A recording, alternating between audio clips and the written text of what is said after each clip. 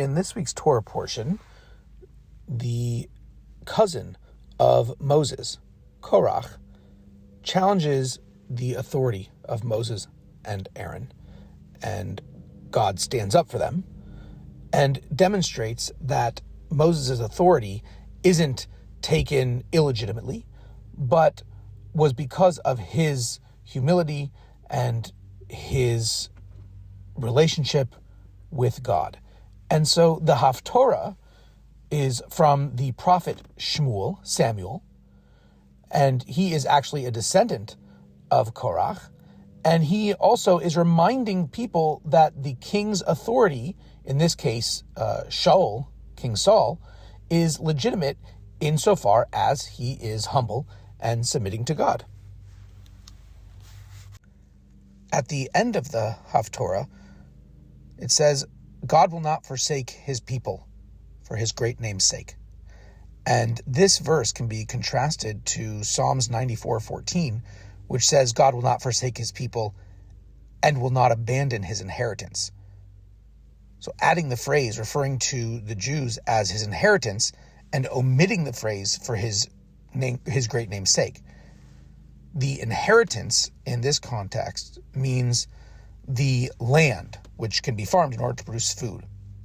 And the Jewish people are considered God's inheritance because they provide sustenance, so to speak, to God, meaning that they have the merits that they build up through their good deeds, through their following the commandments. That serves as a means to sustain God, meaning to enable him to continuously create and sustain the world. We're basically giving the world a reason to exist.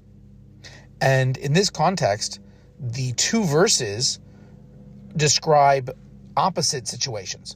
So if the Jewish people are meritorious, then God treats them as his inheritance, and he looks after them.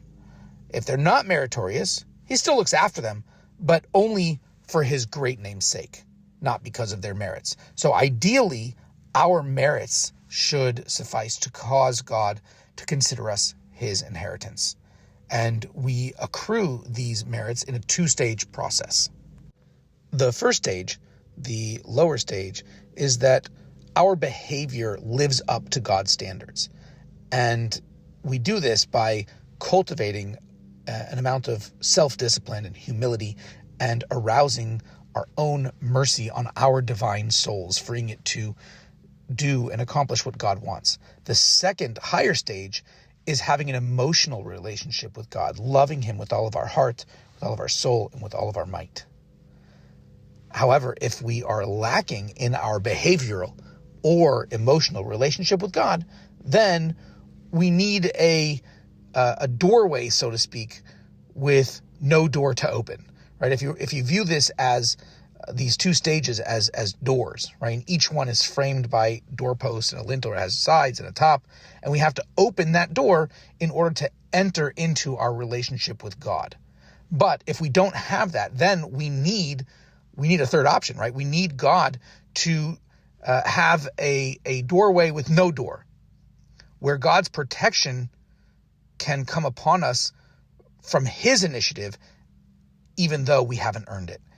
And this open doorway is symbolized by the doorway in the temple, which is called the Ulam, which has no doors.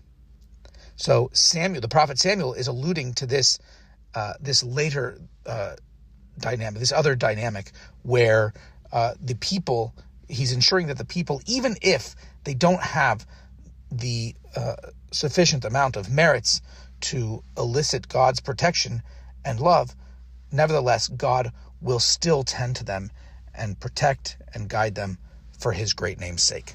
Shabbat Shalom.